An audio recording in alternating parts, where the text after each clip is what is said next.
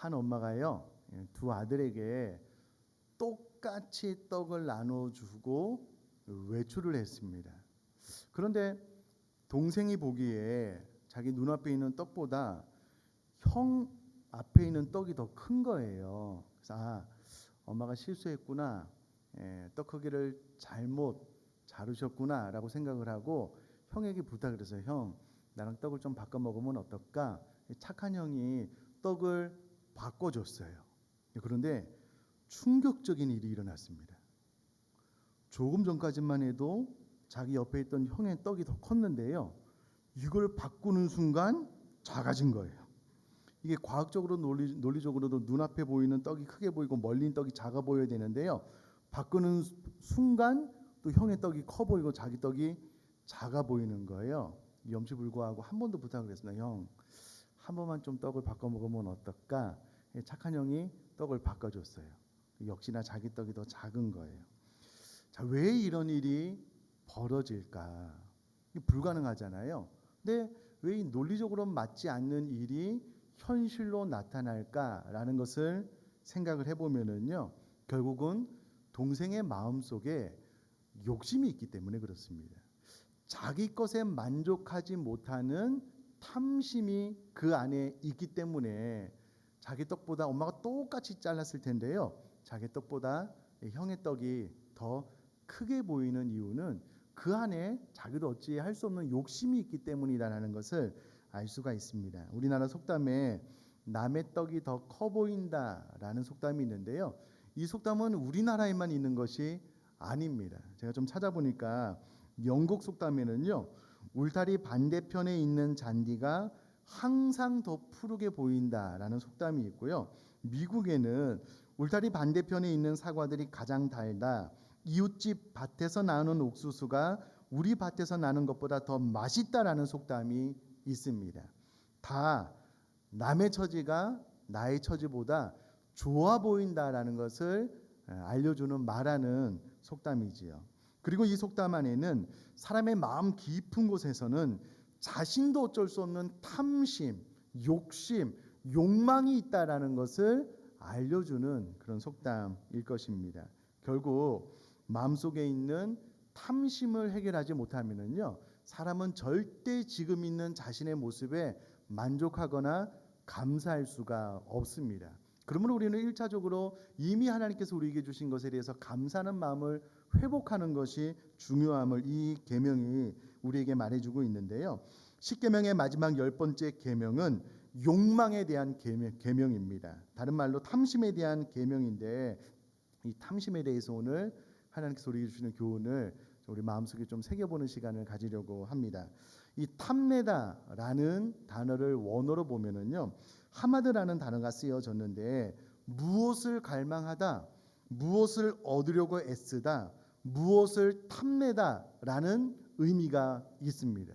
근데 이 하마드라는 단어가 독특한 것이 무엇이냐면요, 이 단어는 단순히 정신적인 심리적인 욕심에 국한되지 않습니다. 그것이 실제적으로 행위로 나타난 것까지 포함하여 하마드, 탐내다라는 단어로 쓰고 있다라는 겁니다.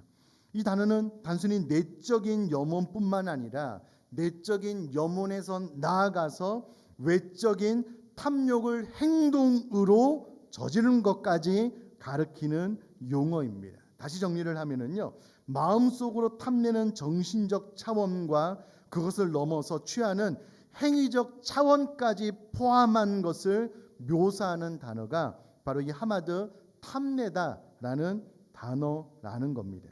자, 그러면 이와 같은 탐심이 얼마나 심각한가, 이 두 가지 예만 좀 들어보아도 알 수가 있는데요, 첫 번째는 아담과 하와입니다. 특별히 마귀가 뱀을 통하여 하와에게 찾아와서요, 먹음직도 하고 보암직도 하고 지혜롭게 할 만큼 탐스럽기도 한 그 선악과 나무의 열매를 따먹으라고 유혹을 합니다.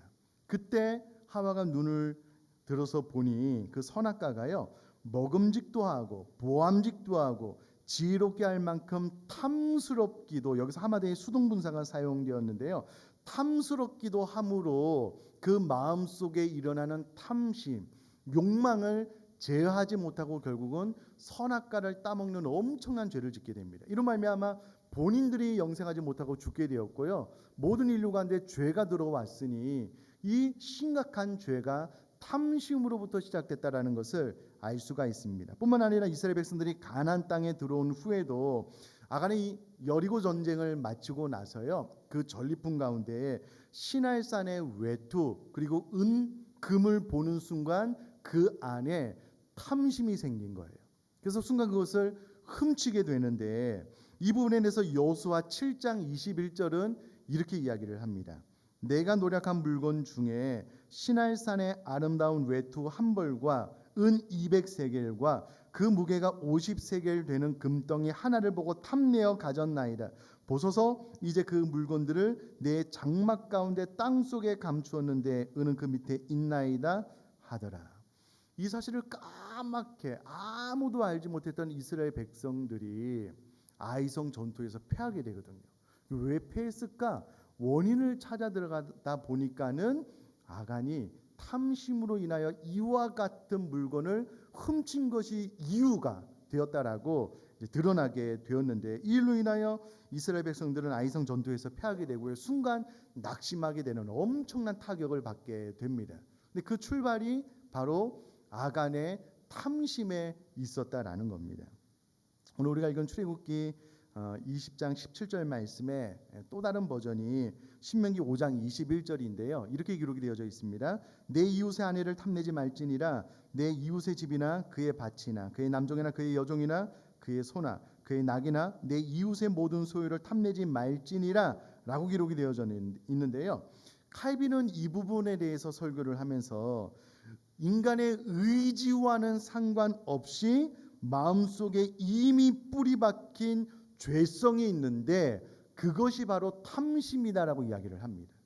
본인의 의지와 상관없이 이미 인간의 내면 깊숙이 뿌리 박힌 죄성이 있는데 그것이 탐심이다라는 거예요. 칼빈은 이렇게 이야기를 합니다. 한번 들어보셔요. 그러나 인간의 욕심 가운데는 우리가 거기에 마음을 두거나 동의를 않는데도 불구하고 우리의 마음을 자극시키고 유혹할 뿐더러 하나님의 뜻에 반하고 율법 속에 내포된 의에 거스리게 하는 것이 있는데 그것이 욕심이라는 거예요. 그것이 탐심이다라는 겁니다. 여러분, 왜 이렇게 탐심이 우리가 이길 수 없는 쉽게 정복하기 어려운 죄인가라는 것을 질문을 던져보면요. 여러분, 이 욕망, 탐심은 인간의 본성이라는 거예요. 여러분, 이게 참 이 부분을 잘 이해하는 것이 중요한데요. 인간 안에 내재된 본성이 탐심이라는 거예요. 인간 안에 내재된 본성이 탐심이라는 거예요. 그러므로 탐심이 없으면 인간이 안 되는 겁니다. 참 독특한 표현이죠. 인간 본성 안에 내재된 욕심이 탐심이기 때문에요. 탐심이 없으면 인간이 안 돼요. 성경도 우리 안에 탐심이 있다는 것을 인정합니다. 그리고 그 욕망 자체가 나쁜 것은 아니에요. 잘 다스려져야 된다라고 이야기를 하는 거죠. 그러니까 우리 안에 욕심이 생기면 그것 자체가 나쁜 것이 아니고요. 잘 다스려지지 않은 욕심, 탐심이 나쁜 것이다. 그러므로 내 안에 욕심, 욕망은 존재합니다. 이것을 없애버리면은요, 인간이 안 되는 거예요. 그러므로 이게 참 상그러워요. 이거를 잘 다스리고 컨트롤해야 되는데 이게 쉽지 않다라는 것입니다. 계속해서 윌리엄 어빈은요, 감정에서 나오는 욕망은 궁극적인 욕망인데 반해 이성에서 나오는 욕망은 도구적인 욕망에 불과하다라고 이야기하면서, 그러므로 우리 이성에서 나오는 욕망, 도구적인 욕망이요, 궁극적인 욕망을 이기기가 어렵다라고 이야기를 합니다. 윌리엄 어빈이 한 이야기를 한번 들어보셔요. 고집센 아이는 무엇을 원하는지 잘 알고 있으며 그것을 얻을 때까지는 계속 조르고 칭얼대고 훌쩍인다. 우리의 감정이 바로 이런 어린아이와 같다. 우리가 체중을 줄이려고 하면 감정은 이렇게 소리 지른다. 나 다이어트 같은 거 신경 안 써. 그냥 초콜릿 먹을 거야. 우리의 지성이 이런 감정의 요구를 거부하면 감정은 칭얼대기 시작한다. 그 다음 표현이 제일 중요합니다. 아이의 경우에는 때를 쓰다가 한두 시간 지나면 지치기라도 하지만 우리의 감정은 몇 날, 몇 달, 심지어 몇 년이고 계속 칭얼댈 수도 있다. 우리 안에 타락한 욕망이요, 우리 안에 타락한 탐심이 무엇을 얻어내기까지 우리 이성이 자꾸 제어하거든요. 우리 믿는 사람들은 이 받은 바 말씀으로 제어하려고 하거든요. 근데 우리 안에는 이 욕망, 우리 안에는 이 탐심이 계속 칭얼대는 거예요. 심지어는 몇 년, 몇십 년을. 어린아이들은 좀 칭얼대다가 부모님이 야단치면 야 그만해 그러면 이제 한두 시간 칭얼대다 그만둘 수 있지만 우리 안에 잘못된 탐심은, 욕망은 몇십 년도 칭얼댈 수 있다는 거예요. 그러니까 이것을 계속 제어하고 다스리기가 쉽지 않다라는 겁니다. 어떻게 해야 되느냐? 세 가지 방법을 말씀을 드리려고 하는데요. 첫 번째가 훈련과 예배입니다. 이게 무슨 말인가? 들어보면 알아요. 훈련과 예배를 통해서 이 탐심 욕망을 제어해야 된다라는 겁니다. 훈련은 그 하워드 어스와 윌리 모는요, 사람들이 욕망을 극복하도록 도우려면 교회 공동체가 능동적인 역할을 해야 된다라고 이야기를 하는데, 왜 그러냐면요, 우리도 세상 가운데 살잖아요. 세상은 눈만 뜨면 우리 안에 있는 욕망, 탐심을 부추기는 거예요. 부채질하는 거예요. 예를 들면 핸드폰이 있어요. 근데 조금만 지나면 신상품이 나오잖아요.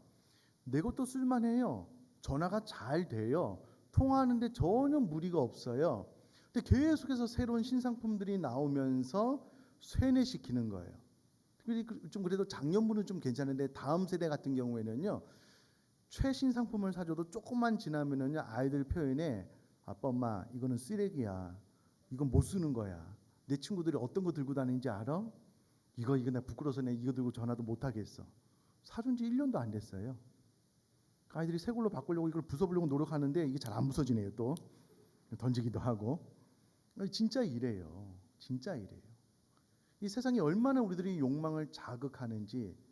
아니 그냥 멋있는 차를 사면은요 격이 높아질 거래요. 멋있는 무엇인가를 사면 행복이 그냥 따라올 거래요. 자꾸 우리를 속여요. 욕망을 부추기거든요.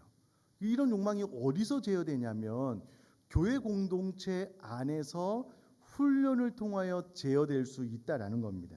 근데 여러분 이런 설명이 참 탁월한데요. 하워워스와 윌리모는 그리스도인이 누구냐라고 했을 때에 잘 들어보셔요. 꼭 필요한 것을 적당하게 원하는 법을 아는 사람이 그리스도인이다라고 이야기를 합니다. 다시요. 그것이 필요한 걸 알아요. 꼭 필요한 것을 적당하게 원하는 법을 아는 사람이 그리스도인이다. 그리고 이와 같은 그리스도인들이 모여 있는 곳이 교회다라고 이야기를 하는 겁니다. 그러면 여러분, 교회 안에서 훈련이란 말이 무슨 말이냐면요, 교회 성도님들 또 교회 중직자분들이 이 세상이 말하는 탐욕 욕망에 사로잡히지 않고 본인이 원하는 것을 적당하게 취하는 법을 알고 검소하게 살아가는 거예요. 그래서 교회 공동체 안에 우리들의 다음 세대가, 교회 식구들이 이와 같은 앞선 신앙의 선배들을 보면서 참 귀하고 나의 삶이 저와 같아야 되는구나 라는 것을 자연스럽게 학습시키는 것, 이것이 교회가 해야 될 교회 공동체 안에서의 훈련이다라는 겁니다. 우리 교회가 코로나19 시대 참 힘들잖아요. 저희가 특별헌금 잘 안 하는 것 아시죠? 그런데 이제 코로나19로 인한 재난헌금을 우리가 헌금을 해서 대구 지역에 보냈잖아요. 경기 북부 지역에 이제 월세를 내기 힘든 미래자립교회 우리 교회가 이제 후원하고, 올해 구제비도 좀 더 늘려서 많지는 않지만 또 우리 교회 성도님들을 계속 후원하고 돕고 있잖아요. 이와 같은 삶의 방법을 통하여 교회가 궁극적으로 부를 추구하지 않는 거예요. 어떻게 하면 더 많이 나눌 수 있을까를 고민하는 교회, 그리고 그 교회의 성도님들의 모습을 보면서 성경이 말하는 너희는 나그네다, 빈손으로 왔다 빈손으로 간다, 이 모든 것들의 주인이 하나님이다라는 것을 교회 공동체 안에 신앙의 선배들이 보여줘야 된다라는 겁니다. 저는 좀 부끄럽지만 지금까지 살면서 단 한 번도 새 차를 산 적이 없어요. 저희 교회에서 사례비를 많이 줘서요. 지금도 살 수 있어요. 지금도 사고 다달이 갚아 나가면 돼요. 전혀 어렵지 않아요. 그렇게 안 하려고 하는 마음이 있는 거예요. 그렇게 안 하면은요, 여러 나라를 선교할 수 있고 또 가난한 나라의 몇 어린 아이들을 도울 수 있고요. 지금 돕고 있거든요. 그렇게 하는 게 더 좋아요. 제가 제 인생 가운데 참 물질관을 세움에 있어서 도움이 되는, 전에 이제 특세할 때도 잠깐 말씀드렸는데요. 제가 학부 때 하나님의 나라를 이루는 제자도라는 작은 책을 봤는데요. 거기에 나오는 경건한 그리스도인들은 본인이 살 수 있는 최소한의 물질 그 이상의 것을 누리지 않으려고 뜻을 정했더라고요. 뼈를 깎는 고통이 있어요. 근데 그것을 살아내요. 그리고 남는 부분을 계속해서 선교비로 구제비로 흘려보내는 거예요. 참 저는 그 책을 보고 큰 감동을 받아서 나도 내 평생에 좀 저렇게 살아봤으면 좋겠다라고 꿈꾸게 되었습니다. 어느 날 하나님께서 저를 모르겠어요. 어떻게 될지 모르겠지만 선교사로 부르면 헌신할 마음도 있는데요. 아직은 목양을 하는 게 좀 더 효과적이다라는 생각이 있어서 이제 교회를 섬기는데, 선교사님처럼 이 땅에서 살 수 있을까라고 도전하고 그렇게 살려고 노력을 해요. 많은 부분을 아끼고 줄이고 더 많이 좀 흘려보내려고. 주님 오시는 그날까지 이렇게 살았으면 좋겠습니다. 제가 신대원 때 체불 시간에 이제 한국교회 훌륭한 목사님들 오셔서 설교해 주시고 하시거든요. 간혹 이제 100에 한 분 정도는 오셔서 그냥 설교만 말씀만 전해 주시면 좋은데 꼭 이렇게 머리를 이렇게 쓰다듬으시면서 이 시계가 300만 원이 넘는다고 그런 이야기를 왜 하시는지 모르겠어요. 속상해요. 하나도 은혜가 안 돼요. 그 가난한 신학생들한테. 그게 뭐 자랑할 거라고. 아니잖아요. 오히려 그 모든 것들을 좀 축소하고 좀 제한해서 흘려보내는 이야기를 하면 큰 감동이 될 것 같아요. 하나님의 나라를 이루는 제자도라는 책을 보면은요, 그 자녀들을 키울 때는 좀 넓은 집이 필요했지만 다 이제 결혼하고 난 다음에 이 부부가 너무 큰 집에 사는 게 이제 이게 관리비가 많이 드는 거예요. 일부러 작은 집으로 옮겨서 이사하면서 그 남는 관리비도 흘려보내는 거예요. 저는 그 책을 읽으면서요, 너무 큰 감동을 받았어요. 어떻게 평생 이렇게 살아갈 수 있을까? 그 교회 공동체가 늘 교회 가운데 부어주시는 재정을 그렇게 흘려보내는 거예요. 우리 교회 성도님들 그런 삶을 살면 우리들 다음 세대가 보고 배우는 거예요.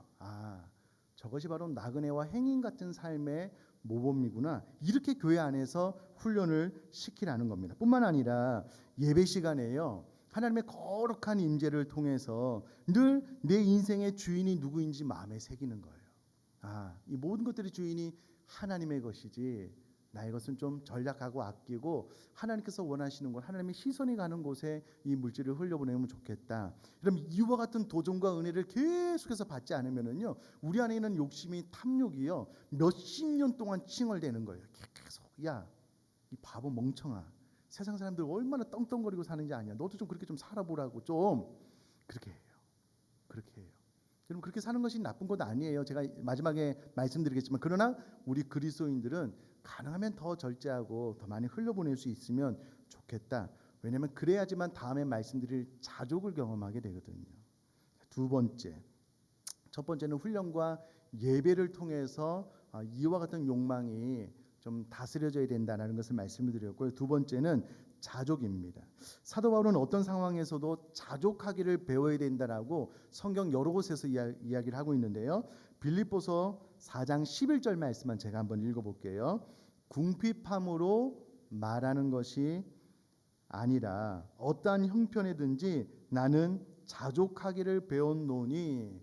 사도 바울이 감옥에 있으면서도요, 나는 지금 내 있는 상황에서 나는 스스로 만족하고 감사하는 법을 배웠다라고 이야기를 하고 있습니다. 그러면서 디모데전서 6장에 보니까는요, 이 물질과 관련해서 정말 가난하신 분들에게 교훈을 주고 있고요, 정말 가난하면서 부하기를 애쓰는 분들을 위해서 교훈을 주고 있고요, 이미 부하신 분들을 향하여 교훈을 주고 있는데, 세 가지를 좀 말씀을 드리면, 먼저 우리 디모데전서 6장 6절로 8절까지 말씀을 우리 화면을 보면서, 우리 온라인으로 예배하시는 성도님들도 화면을 보면서 한번 같이 읽도록 하겠습니다. 시작. 그러나 자족하는 마음이 있으면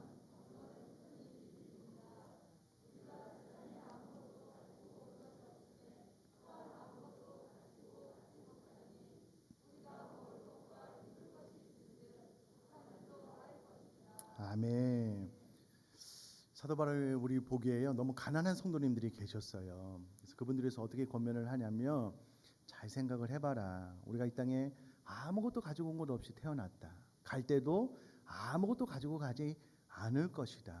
우리는 나그네와 같은 삶인데 이 땅에 살면서 하루 먹을 것, 하루 입을 것만 있어도 자족하는 법을 깨닫는 것이 중요하다. 꼭 정말 가난한 성도님들은 다른 것 구하지 말고 내가 지금 있는 형편에서 자족, 만족하는 법을 배울 수 있도록 기도했으면 좋겠다. 이것이 너를 향한 나의 마음의 간절한 기도 제목이고 소원이다라고 사도 바울이 정말 가난한 성도님들을 향하여 이야기를 해주고 있거든요. 사랑하는 성도님들, 주님께서 우리에게 가르쳐 주신 기도도요, 일용할 양식을 위하여 기도하라고 가르쳐 주셨습니다. 내일 것이 보장된, 한 달 뒤 것이 보장된 삶이 아니고 그냥 일용할 양식을 주십시오라고 기도할 것을 가르쳐 주셨어요. 우리가 기도한 대로 많지는 않지만 그래도 매일 일용할 양식이 채워지고 있다면 우리들의 기도는 응답되고 있잖아요. 그럼 그것에 대해서 하나님 감사합니다. 자족하는 마음을 터득하는 것이 중요하다라는 겁니다. 어제도 잠깐 뉴스를 보는데요. 코로나19 때문에 아무래도 빈곤층이 많은데 더 많아졌어요. 하루 무엇을 먹을지 어떻게 될지 감당이 안 되는 인류들이 전 이 인류 가운데 너무나도 많아지고 있어요. 그래도 한국적인 정황 가운데 이렇게 하루하루를 살아갈 수 있는 것은 정말 감사해야 될 조건 아니겠습니까? 그렇다면 여러분 자족하는 법을 먼저 깨달아 알 수 있게 되기를 제가 주님의 이름으로 축복합니다. 그래야만 돼요. 그래야만 돼요. 자, 두 번째는요. 보셔요. 너무 가난한데 자족하는 법을 터득하지 못한 채로 부하게 되려고 노력하는 자들을 향하여 교훈을 하고 있습니다. 뭐라고 교훈하고 있느냐? 디모데전서 6장 9절 10절 말씀 또 화면을 보면서 같이 읽겠습니다. 시작. 부하려 하는 자들은 시험과 올무와 여러 가지 어리석고 해로운 욕심에 떨어지나니 곧 사람으로 파멸과 멸망에 빠지게 하는 것이라. 돈을 사랑함이 일만하게 뿌리가 되나니 이것을 탐내는 자들은 미혹을 받아 믿음에서 떠나 많은 근심으로써 자기를 찔렀도다. 아멘. 여러분 저를 한번 봐주셔요. 자족하기를 터득하신 분들은 매일에 그냥 먹을 거와 입을 것만 있어도 감사해요. 그러나 성실하게 살면서 하나님 앞에 부자 될 수 있도록 기도하는 건 나쁜 것 아닙니다. 기도해야 돼요. 돈을 열심히 벌어야 돼요. 근데 그 과정이요. 오늘 일용할 양식에 대해서 감사를 터득한 사람들은요. 그렇게 기도하고 또 내일 조금 더 채워지고 조금 더 채워지고 하면은요. 그 매 순간이 감사와 감격이 있으면서 조금씩 부가 늘어나겠죠. 근데 오늘 9절에서 10절까지 이야기를 하는 것은요. 너무나도 가난한데 자족하는 법을 터득하지 못한 거예요. 그리고 부하려고 노력을 하는 거예요. 그러니까 현재 있는 것에 대해서 감사하지 못해요. 그리고 더 부를 추구하면서 계속해서 해로운 욕심에 떨어지니까 파멸과 멸망에 빠지게 되는 거예요. 계속 돈을 사랑하게 되니까 악의 뿌리에 걸려가지고요. 그 마음에 만족감이 없는 거예요. 결국 근심으로 자기를 찌르는 거예요. 매일매일 근심하면서 죽겠다는 거예요. 더. 자, 첫 번째 라이프 스타일이 있고요. 두 번째 라이프 스타일이 있어요. 사도 바울은 첫 번째 라이프 스타일을 살았으면 좋겠다는 거예요. 지금 현재 있는 것에 감사하고 성실히 최선을 다하며 하나님께서 채워주신 것들에 대해서 감격해하고 감사하는 삶을 살아라. 이게 되지 않으면 늘 그 마음의 욕심, 근심으로 자기가 스스로 자기를 찔러 죽게 만든다는 거예요. 부하려고 애를 쓰는 것 자체가 나쁜 것이 아니고요. 이와 같이 잘못된 방법으로 애를 쓰는 것을 사도 바울이 권면해주고 있다는 거예요.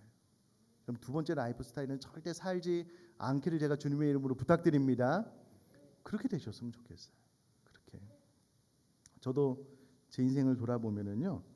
지금 뭐 이렇게 부족하지 않아요. 참 풍성하고 웬만큼 하고 싶은 것들 그래도 다 할 수 있는 교회에서 참 많은 사례비를 줘서 참 마음 깊이 감사해요.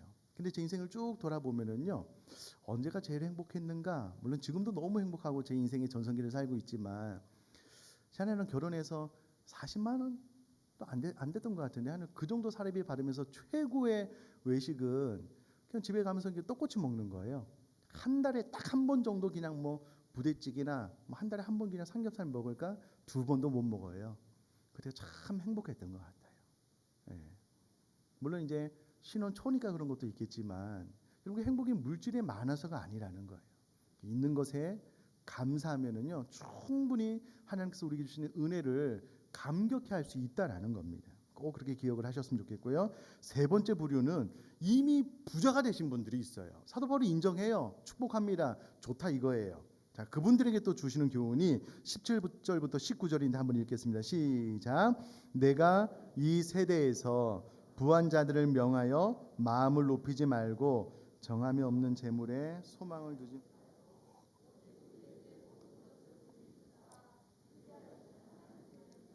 선을 행하고 선한 사업을 많이 하고 나눠주기를 좋아하며 너그러운 자가 되게 하라. 이것이 장래에 자기를 좋은 터를 쌓아 참된 생명을 취하는 것이니라. 아멘. 사도 바울이요 이미 열심히 일을 해서 부한 자들을 그대로 인정을 해요. 그대로 인정을 합니다. 그러면서 무엇을 권면하냐면 야 물질은 있다가도 없고 없다가도 있는 것이다. 그 물질의 마음 빼앗기지 말아라. 그러면서 너는 선한 일을 더 많이 했으면 좋겠는데 하나님께서 너에게 주시는 그 모든 많은 물질들을 좀 흘려보내라. 더 가난한 이들을 위하여 나눠주기를 좋아해라. 너그러운 자가 되어라 라고 권면을 해주고 있습니다. 여러분 부자가 되신 분들은 보다 더 마음을 너그럽게 먹으시고 많은 것들을 좀 더 많이 흘려보낼 수 있기를 간절히 바랍니다. 그렇게 살면 되는 겁니다. 되는 거예요. 자, 두 번째 자족하는 법을 배워야 된다는 거예요. 마지막 세 번째 탐심 통제의 원리 세 번째입니다. 하나님에 대한 갈망입니다. 이제 마지막으로 저를 한번 봐주시면은요, 이게 무슨 말이냐면 사람은 하나님으로 말미암지 않고는 만족할 수 없는 큰 빈 공간이 있어요. 이 빈 공간은 다른 무엇으로도 채울 수 없어요. 오직 하나님의 거룩한 임재가 있을 때만 그 공간이 채워지고 비로소 사람은 만족하고 행복하게 됩니다. 그러므로 우리가 하나님을 향한 갈망을 포기하지 않고 끝까지 갖게 될 때에 하나님의 거룩한 임재가 우리 내면에 임하게 되면 하나님으로 채워진 우리들의 마음은 늘 행복하게 되고 만족하게 돼요. 그러면 욕심, 탐심에 빠지지 않아요. 그런데 어느 순간 하나님을 향한 갈망을 놓치게 되고 우리들의 마음의 빈 공간이 하나님으로 말미암아 채워지지 않게 되면요, 사람은 반드시 그 빈 공간을 무엇인가로 채우려고 하게 돼요. 그때 탐심이 우리 안에 있는 욕망이 더 강력하게 발동을 하는 거예요. 그래서 무엇인가를 갈망하게 돼요.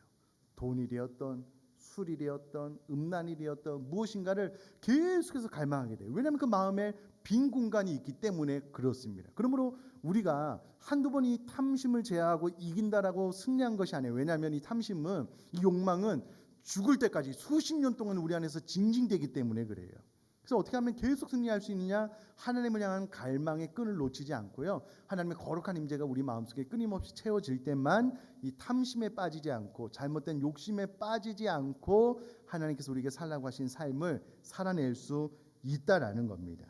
그러므로 사랑하는 성도님들, 우리 마음속에 빈 공간이 생기지 않도록 내 마음이 이상하게 자꾸 요즘 들어서 허해요. 왜 그러냐면 하나님을 향한 갈망을 놓쳤기 때문에 그렇습니다. 하나님을 향한 갈망을 늘 갖고 하나님의 거룩한 임재가 있으면은요, 마음이 뭔가를 뭐 많이 갖고 있다, 뭐 적게 갖고 있다, 이것과 상관없이 마음이 뿌듯하고 행복할 수 있거든요. 꼭 하나님을 향한 갈망으로 마음속을 채워 나가서요, 이 열 번째 계명을 잘 지킬 수 있기를 바라고요. 자, 마지막으로 17절 초반에 보면은요, 이렇게 시작을 하잖아요. 내 이웃의 집을 탐내지 말라라고 하면서 가장 첫 번째 내 이웃의 아내를 탐내지 말라는 거예요.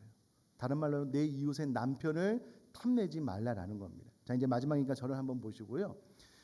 희한하게도 우리 사람은 남의 아내가 더 좋아 보여요. 희한하게 우리 사람은 남의 남편이 더 좋아 보여요. 특별히 교회 안에 이제 인고 부부들 있잖아요. 우리가 보기엔 너무 그냥 행복하고 다정하게 살아가는 부부들이 있잖아요. 그러면 꼭 이야기해요. 당신 남편이 열사님 너무 좋겠다고, 남편이 얼마나 잘, 아내가 너무 잘해주냐. 그러면 그분들이 말은 안 해도요, 그 마음속에 반드시 대답하는 게 있어요. 살아보고 말해. 살아봤어? 살아보지 않았는데 어떻게 알아요? 사람은 밖에서 누구나 다 잘해요. 집에 들어가면 자기의 실체가 드러나요.